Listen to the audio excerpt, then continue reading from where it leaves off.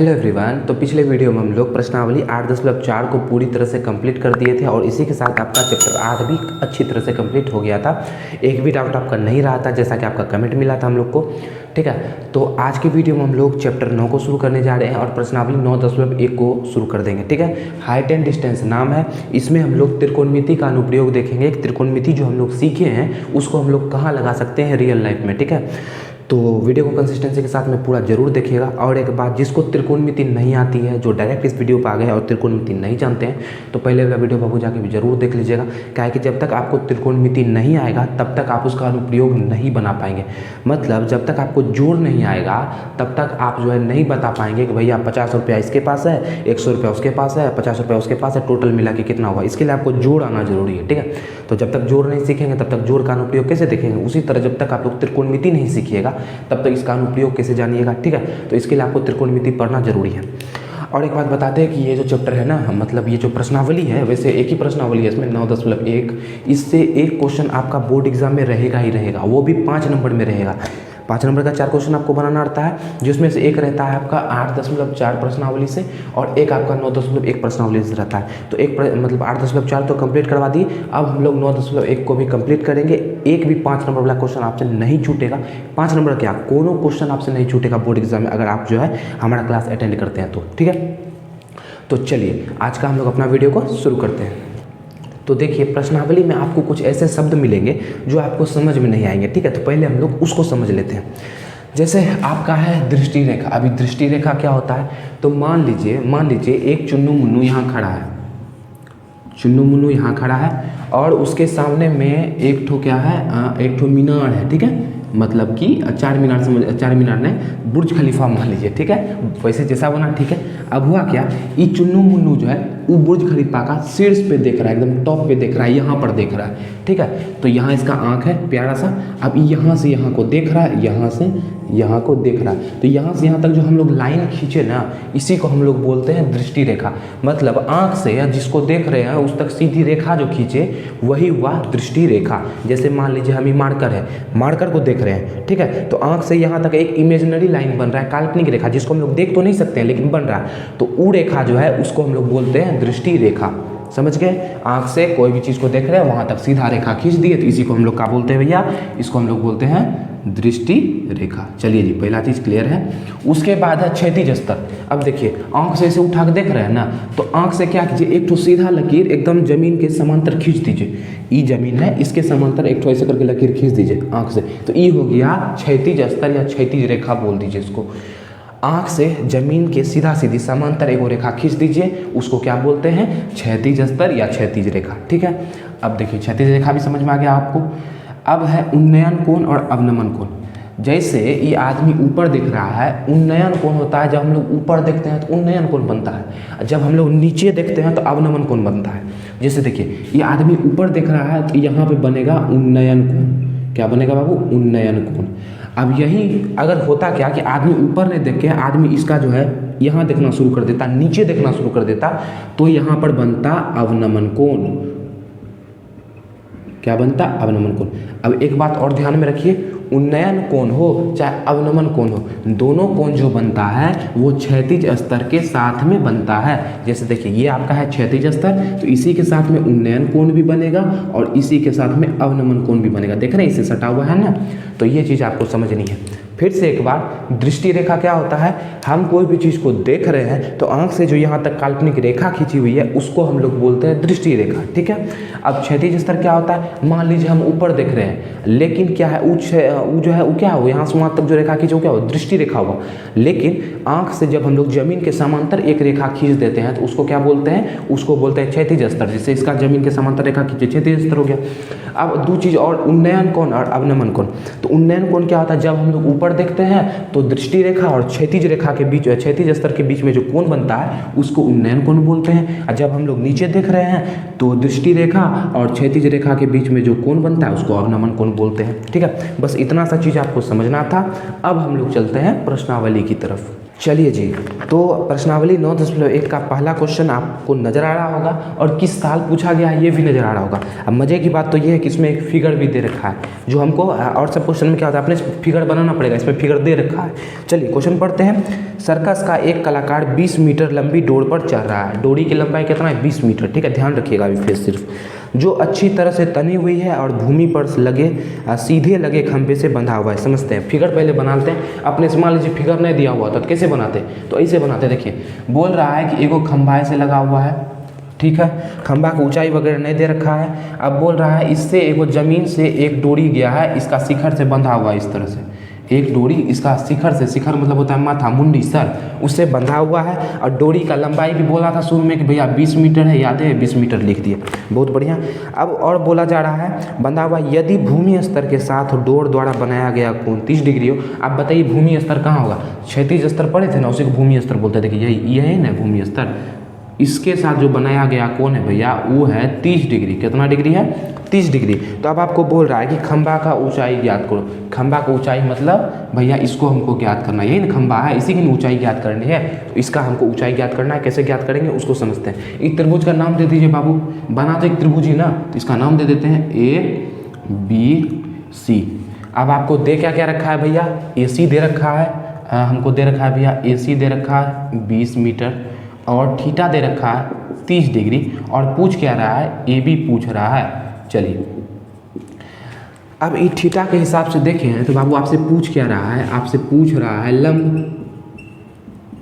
एक तरह से देखा जाए थीटा के हिसाब से तो थीटा के सामने वाली भुजा लंब, तो हमसे पूछा क्या जा रहा है? लंब पूछा जा रहा है। दिया क्या हुआ है भैया? ये तो बड़का भुजा, ये तो कर्ण है, तो कर्ण दिया हुआ है। तो अब आपको ऐसा फॉर्मूला, ऐसा त्रिकोणमितीय अनुपात खोजना है जिसमें लंब और कर्ण आता हो, तीसरा कुछ नहीं आता हो, लंब और कर्ण आता हो। ठीक है, ऐसा त्रिकोणमितीय अनुपात भैया ये तो साइन थीटा और कोसेक थीटा होता है। साइन थीटा में लंब बटे कर्ण और कोसेक थीटा में कर्ण बटे लंब, दोनों में से कोनो एगो आराम से लगा दीजिएगा तो बन जाएगा। ठीक है, चलिए तो हमको निकालना है, यही तो निकालना है, तो हम लोग लगाते हैं साइन थीटा। साइन थीटा में लंब बटे कर्ण फॉर्मूला में आता है, बस फॉर्मूला खोजना है आपको। तो चलिए जी लिखते हैं साइन थीटा बराबर क्या होता है भैया? साइन थीटा बराबर होता है लंब बटे का कर्ण। मतलब कि अगर हम लोग लिखे साइन थीटा कितना दे रखा है? थीटा दे रखा है 30 डिग्री, बहुत बढ़िया, बराबर लंब कितना दे रखा है भैया? लंब भी तो निकालना है, AB लंब है तो AB की जगह पे AB लिख दिए। और कर्ण कितना दे रखा है भैया? 20 दे रखा है तो इसकी जगह 20 लिख दिए। कोई दिक्कत, कोई समस्या नहीं होनी चाहिए, बस फॉर्मूला पे फिट किए हैं। देखें कि लंब कर्ण का बात हो रहा है, साइन लगेगा। अब साइन थीटा का मान 30 था तो 30 लिखे भैया। लंबे तो निकालना है, लंबे AB है तो AB लिख दिए, और कर्ण 20 दिया हुआ है तो 20 लिख दिए। ठीक है, कोई समस्या नहीं। अब साइन 30 का वैल्यू आपको पता होना चाहिए। साइन 30 का वैल्यू कितना होता है? 1/2 होता है। ठीक है, तो साइन 30 की जगह पर हम लोग कितना लिख सकते हैं? 1/2, इधर बराबर करके AB/20। अब देखिए बाबू, हमको मान क्या चीज़ का निकालना है? हमको मान AB का ही तो निकालना है ना, मान AB का ही निकालना है। तो AB को अकेला करना है। अच्छी का बात बताइए, 20 इधर क्या चीज़ में, नीचे में, इधर आके ऊपर हो जाएगा। तो यहाँ से यदि हम लोग AB निकाल दे बाबू, AB तो कितना हो जाएगा? इधर 20 बटे का नीचे में 2। अब 2 से 20 कट जाएगा 10 बार में, तो AB निकल जाएगा कितना? AB निकल जाएगा आपका 10। अब देखिए बाबू, यहू मीटर में है तो यहू क्या चीज़ में होगा? मीटर में होगा। तो AB आपका कितना निकल गया? 10 मीटर निकल गया। ठीक है, कैसे बनाए? थोड़ा सा दिमाग लगाना है, बस ये खोज लेना है कि इसमें कौन सा त्रिकोणमितीय अनुपात लगेगा। कोण दे रखा है हमको, लंब और कर्ण का काम पड़ा तो साइन थीटा लगा दिए, कोसेक भी लगा सकते थे, दोनों से बन सकता है। उसके बाद थोड़ा सा मान फिट किए, काट कूट, आंसर आ गया। ऐसा है, 1 नंबर क्वेश्चन आपको समझ में आया होगा और कहीं पे भी इसमें तो डाउट नहीं रहा होगा। तो अब हम लोग देखते हैं क्वेश्चन नंबर 2 को। चलिए, तो अगला क्वेश्चन है आपका, आंधी आने से एक पेड़ टूट जाता है। तो भैया देखिए, आंधी आएगा तो पेड़ टूटेगा, उखड़ जाएगा, लेकिन इसमें टूटने का बात बोल रहा है। तो पहले भैया पेड़ कुछ इस तरह से खड़ा था, ताड़ का पेड़ समझ लीजिए, इस तरह से खड़ा था। ठीक है, अब हुआ क्या कि आंधी आया, बड़ा जोर से हवा चला और पेड़ जो है टूट गया। तो पेड़ को तोड़ देते हैं बढ़िया से। चलिए, ये हो गया पेड़ और ये टूट करके नीचे गिर गया। इस तरह से होगा, यहाँ था जड़ और यहाँ आ गया इसका सर, ये है जड़, ये है सर। अब बोला जा रहा है कि टूटकर इस तरह से मुड़ जाता है कि पेड़ का शिखर जमीन को छूने लगता है। ये जो है ना पेड़ ऐसे टूटा ना भैया कि इसका माथा जो है, मुंडी जमीन को छूने लगा। तो उसी तरह से बना है, पता तो क्वेश्चन ऐसा बोलेगा, छूने लगता है। पेड़ का शिखर जमीन को छूने लगता है और इसके साथ 30 डिग्री का कोण बनाता है। ये इसको छू रहा है और साथ में इसका 30 डिग्री का कोण भी बना रहा है। यहाँ पे कितना डिग्री कोण बन रहा है? 30 डिग्री, क्वेश्चन में बोला गया है। पेड़ के पाद बिंदु की दूरी जहाँ पेड़ के शिखर जमीन को छूता है 8 मीटर है। पाद बिंदु मतलब इसका जड़ से जहाँ मुंडी जमीन को छू रहा है उसका दूरी 8 मीटर है। कितना है? 8 मीटर है। तो अब आपको बोल रहा है कि भैया पेड़ का पूरा ऊंचाई बता दो। देख रहे हैं कितना ज़्यादा उपयोग हो रहा है त्रिकोणमिति का यहाँ पर। अब बताइए, इतना को चीज़ दे रखा है, 30 डिग्री का कोण बन रहा है और नाप लिया दूरी कि हाँ पेड़ का जड़ से माथा तक का जो दूरी है 8 मीटर है। अब पूरा का पूरा पेड़ का ऊंचाई बता दीजिएगा। इससे कैसे बताएंगे उसको देखिए। नाम पहले करते हैं, नामकरण संस्कार ABC। अच्छा एक बात बताइए बाबू, पेड़ का ऊंचाई कितना होगा? ये पूरा त्रिभुज में देखा जाए तो पेड़ का ऊंचाई कितना होगा? तो पेड़ तो भैया यहाँ से यहाँ तक ऊंचा था और यहाँ से टूट के इधर गिर गया, मतलब पेड़ का ऊंचाई यहाँ से लेकर के यहाँ तक होगा। सर यहाँ है, जड़ यहाँ है, तो यहाँ से यहाँ तक पेड़ का ऊंचाई होगा। तो पेड़ का ऊंचाई जो होगा वो होगा आपका BC। BC कब निकलेगा? जब हम लोग AB निकालेंगे और उसमें AC को जोड़ देंगे तो AB + AC BC निकल जाएगा। तो हमको यही काम करना है, पेड़ का ऊंचाई निकालना है तो BC निकालना पड़ेगा AB और AC को जोड़ करके। तो पहले हमको क्या चाहिए भैया? पहले AC चाहिए, AB चाहिए, तब ना BC निकलेगा। तो चलिए निकालते हैं। अब देखिए बाबू, ये कोण है, इसके सामने वाली भुजा को क्या बोलेंगे? लंब। और भैया ये तो बड़की कर्ण है और नीचे वाला आधार हो गया। इतना चीज़ तो पता है। अब बारी बारी से हम लोग सब चीज़ निकालते हैं। देखिए पहले हम लोग निकालने का कोशिश करते हैं लंब। आपको आधार दे रखा है, लंब निकालना है। कौन दे रखा है? लंब और आधार का गेम है। कौन सा? त्रिकोणमितीय अनुपात लगेगा। तो लंब बटे आधार, भैया ये तो tan थीटा में होता है या फिर cot थीटा में होता है आधार बटे लंब। तो tan और cot दोनों में से कोनो लगा दीजिए। तो हम tan लगाते हैं। तो देखिए इसमें जब हम लोग tan थीटा लगाएंगे, tan थीटा बराबर क्या होता है भैया? लंब बटे आधार, यही होता है। अब देखिए थीटा का वैल्यू कितना है? 30, तो यहाँ रख देंगे 30 tan 30 डिग्री बराबर। अब देखिए इसके लिए लंब कितना हो गया भैया? लंब निकालना है तो लंब क्या है? AB है तो AB लिख देते हैं। लंब AB ही तो निकालना है। चलिए, और आधार कितना दे रखा है? 8 दे रखा है। बहुत बढ़िया चीज। tan 30 का वैल्यू कितना होता है? tan 30 का वैल्यू होता है 1/√3। कितना होता है? 1/√3। tan 30 की जगह पर लिख देंगे 1/√3 बराबर AB बटे का 8। यहाँ से हमको AB निकालना है ना, 8 को इधर भेज दीजिए। AB यहाँ से कितना निकल जाएगा? 8/√3। चलिए एक चीज़ तो निकल गया भैया, AB तो निकल गया, एक चीज़ तो क्लियर हो गया। अब हमको निकालना है सिर्फ AC, उसके बाद दोनों को जोड़ देना है, कहानी खत्म हो जाएगा। अब हम लोग क्या करते हैं? AC निकालते हैं। AC मतलब कर्ण और यहाँ दिया हुआ है आधार, या फिर आप ऐसे भी निकाल सकते हैं √ लंब स्क्वायर और आधार स्क्वायर। ठीक है, दोनों में से किसी तरह से निकाल सकते हैं हम। तो भैया ऐसे निकालते हैं। देखिए आपको दिया हुआ है आधार और निकालना है कर्ण। कौन सा फॉर्मूला लगेगा? आधार बटे कर्ण cos थीटा। तो यहाँ हम लोग लगाएंगे cos थीटा। cos थीटा कितना है? 30 को cos 30 बराबर क्या होगा? आधार बटे कर्ण। आधार आपको दिया हुआ है 8 और कर्ण कितना है भैया? कर्ण तो निकालना है, कर्ण है AC। अब cos 30 का वैल्यू कितना होता है? cos 30 का वैल्यू होता है आपका √3/2। √3/2 बराबर कितना हो जाएगा? 8/AC। ठीक है, चलिए AC को, अब हमको AC का वैल्यू निकालना है तो AC को इधर भेज देते हैं, बाकी सबको इधर भेजते हैं। AC जब इधर आएगा तो इसके साथ में गुना हो जाएगा, तो ये हो जाएगा AC √3 बराबर 2 जब इधर जाएगा तो 8 दूना 16। हमको AC निकालना है तो AC यहाँ से निकल जाएगा 16/√3 निकल गया। देखिए आपको 2 चीज़ चाहिए था ना बाबू, पहला चाहिए था AB और दूसरा चाहिए था AC। AB भी निकल गया और AC भी निकल गया। अब कुछ नहीं करना है, अब बस ये दोनों को जोड़ देना है। पेड़ का ऊंचाई चाहिए हमको, तो चलिए पेड़ का ऊंचाई निकालते हैं। पेड़ की ऊंचाई, पेड़ की ऊंचाई कितना होगा? पेड़ की ऊंचाई होगा BC। BC कब निकलेगा? जब हम लोग AB में AC को जोड़ देंगे। तो देखिए भैया BC निकालते हैं। AB कितना निकला है? AB निकला है 8/√3 प्लस का BC AC कितना निकला है? 16/√3। अब देखिए दोनों का नीचे में सेम है तो LCM यही आ जाएगा। LCM आ गया √3, इधर हो गया 8 प्लस का 16। अब देखिए 8 में जब 16 जोड़ेंगे तो हो जाएगा 24 और नीचे में √3। अब इसको थोड़ा सॉल्व सॉल्व करते हैं। देखिए 24 को लिख सकते हैं हम लोग 8 × 3/√3 लिख सकते हैं। अब देखिए 3 को लिख सकते हैं हम लोग √3 × √3। √3 को जब √3 से गुना करेंगे तो हो जाएगा √3 का स्क्वायर, स्क्वायर से रूट कट के 3 आ जाएगा। मतलब हम लोग 3 को लिख सकते हैं √3 × √3। तो एक √3 से एक √3 कट गया, बचा क्या? 8√3 मीटर। यही हो गया इसका आंसर। ठीक है, तो देखिए शुरू में क्या गलती होता था हमसे बाबू, हम सिर्फ इसको निकाल देते थे और समझते थे भैया पेड़ का ऊंचाई निकल गया। ठीक है, कितना बुद्धू थे समझ जाइए आप लोग। इसको निकाल के बोलते थे कि भैया पेड़ का ऊंचाई निकल गया। एक स्टार्टिंग में 1-2 बार ये गलती हुआ था। हो सकता है कि आपसे भी ये गलती होगा कि सब नहीं करके आप समझिएगा कि भैया यही पेड़ था, इसका ऊंचाई निकाल दिया हो गया, लेकिन ये गलत हो जाएगा। तो एक थोड़ा समझने का कोशिश कीजिएगा। पैर गिरा है तो पैर यहाँ से यहाँ तक होगा, माथा जब यहाँ है तो भैया यहाँ से यहाँ तक ऊंचाई होगा, ठीक है। तो पूरा पैर का ऊंचाई निकालेंगे। उम्मीद है ये क्वेश्चन भी आपको समझ में आया होगा। अब हम लोग तीसरा नंबर क्वेश्चन देखते हैं। चलिए जी, तो तीसरा क्वेश्चन है। देखिए बाबू, क्वेश्चन काफ़ी ज़्यादा बड़ा लग रहा होगा, लेकिन विश्वास रखिए क्वेश्चन में दम जरा सा भी नहीं है, ठीक है। फूंक देंगे क्वेश्चन को आप। क्वेश्चन बोल रहा है, एक ठेकेदार बच्चों को खेलने के लिए एक पार्क में 2 फिसलन पट्टी लगाना चाहता है। एक पार्क है समझ लीजिए, और 2 उसमें फिसलन पट्टी लगाना चाहता है, जिसमें बच्चा सब बैठ करके ससरता है, मजा खूब आता है उसमें। 5 वर्ष से कम उम्र के बच्चों के लिए वह ऐसी फिसलन पट्टी लगाना चाहता है जिसका शिखर 1.5 मीटर ऊंचाई पर हो। अब छोटा बच्चा है, 5 साल के कम उम्र का बच्चा है, तो ज़्यादा ढलान देंगे तो हो सकता है गिर जाए, चोट लग जाए। तो ढलान कम देने वाला बात बोल रहा है, मतलब बोल रहा है कि 5 साल से जो कम उम्र का बच्चा है उसके लिए जो फिसलन पट्टी पर लगाया जाएगा उसका ऊँचाई 1.5 मीटर होगा। कितना होगा? 1.5 मीटर होगा, और भूमि के साथ 30 डिग्री कोण पर झुका हुआ होगा। ऊंचाई तो भैया सीधा होता है, तो ऊंचाई निकल गया 30 डिग्री 1.5 मीटर। और बोल रहा है कि ये जो झुका होगा फिसलन पट्टी कैसा होगा? ऐसे होगा ना, ऐसे होगा ससरने वाला, यहाँ पे बैठेगा, ससर के नीचे आ जाएगा। तो इसके साथ में जो ये जो भूमि के साथ में कोण बना रहा है, ये बोला जा रहा है कि भैया ये जो है 30 डिग्री का कोण पे झुका हुआ है। कितना डिग्री कोण पे झुका हुआ है? 30 डिग्री का कोण पे, ठीक है। अब उसके बाद बोल रहा है, जबकि इससे अधिक उम्र के बच्चे के लिए, देखिए 2 फिसलन पट्टी बनाने वाला था ना, तो एक तो बन गया भैया 5 साल का बच्चे के लिए, 5 ईयर का बच्चे के लिए।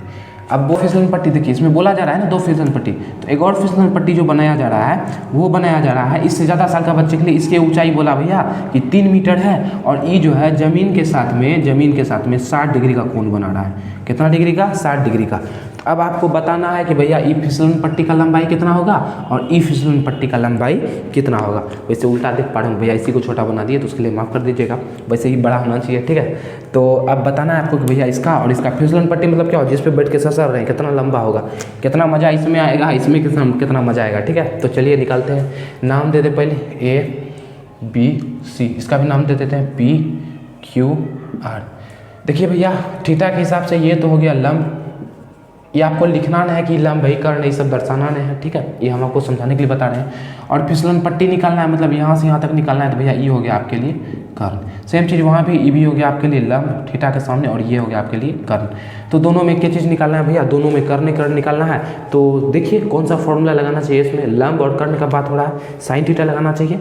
लगाते हैं, साइन थीटा बराबर लंब बटे का कर्ण, यही तो होगा। अब देखिए थीटा का मान 30 है, तो लिखेंगे साइन 30 बराबर लंब कितना है भैया 1.5, और कर्ण कितना है AB है, तो AB लिख देंगे, AB उनको निकालना है। साइन 30 का मान होता है 1/2 बराबर 1.5 AB।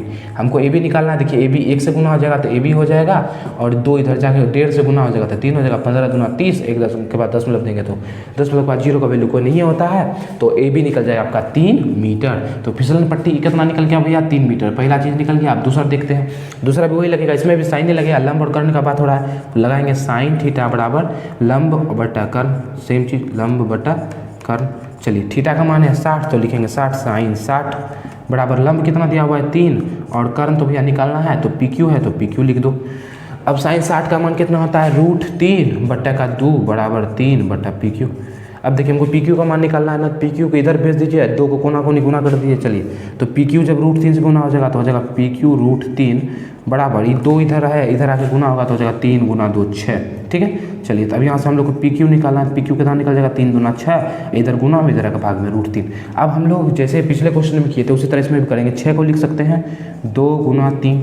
अब देखिए 3 को क्या लिख सकते हैं? √3 गुना √3 ऐसे लिख सकते हैं, और नीचे में भैया √3 दे रखा है, √3 से √3 कट जाएगा, बचेगा 2 √3।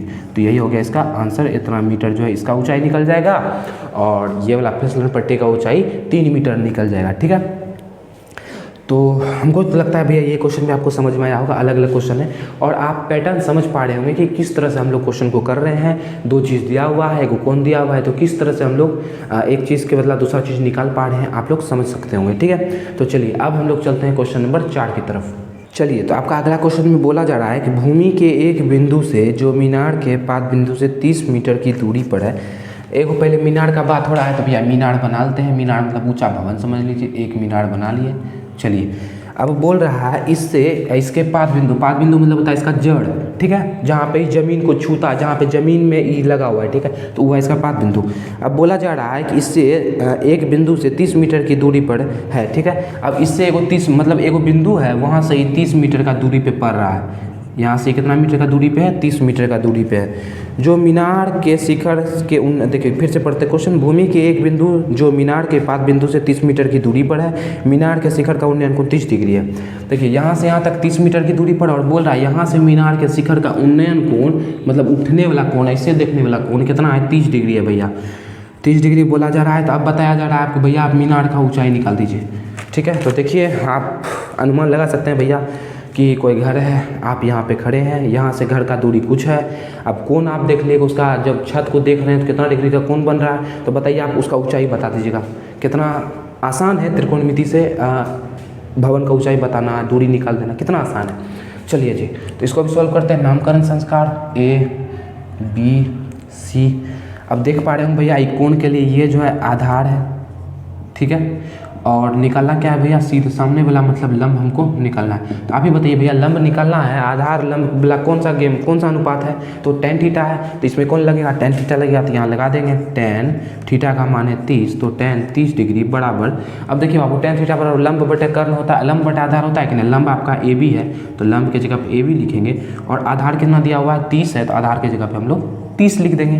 अब tan 30 का वैल्यू कितना होता है, tan 30 का वैल्यू होता है 1 बटे का √3 बराबर इधर से निकल जाएगा AB बटे का 30 डिग्री 30, ठीक है। अब देखिए हमको AB का वैल्यू निकालना है, 30 इधर है, इधर आके गुना हो जाएगा, तो भैया यहाँ से AB निकल जाएगा, AB बराबर 30 बटे का √3। अब देखिए सेम चीज़ पहले जैसे करते थे, AB बराबर कितना हो जाएगा, 30 को हम लोग लिख सकते हैं क्या, 10 गुना 3। अब 3 को तो लिख सकते हैं √3 गुना √3, तो हो जाएगा 30 भैया ही, और नीचे में √3, एक √3 से एक √3 कट जाएगा, तो यहाँ से आपका AB कितना निकल जाएगा, AB निकल जाएगा 10 √3। यह चीज़ आपको निकालना था ना, तो ये कितना निकल जाएगा भैया 10 √3 मीटर, कितना हो जाएगा मीटर का, कि सब मीटर में दिया हुआ है तो उसको भी हम लोग मीटर में लिखेंगे। तो 4 नंबर क्वेश्चन आसान था ना बाबू। अब आप अपने से कर पाएंगे कि नहीं कर पाएंगे, ऐसा क्वेश्चन आ जाएगा तो आराम से कर लेंगे। बस आपको ये देखना है कि कौन चीज़ दिया हुआ है, क्या चीज़ पूछा है, लंब दिया हुआ है, आधार पूछा है तो tan लगाएंगे, लंब दिया हुआ है, कर्ण पूछा है तो साइन लगाएंगे या कोसेक लगाएंगे, ठीक है। तो इस तरह से आपको देखना पड़ेगा भैया, कौन का मान याद रखना पड़ेगा, tan 30 का वैल्यू कितना होता है, sin 30 का वैल्यू कितना होता है, cos 30 का वैल्यू कितना होता है, cos 45, ये सब याद रखना पड़ेगा आपको, ठीक है। तो अब हम लोग चलते हैं अगले क्वेश्चन की तरफ।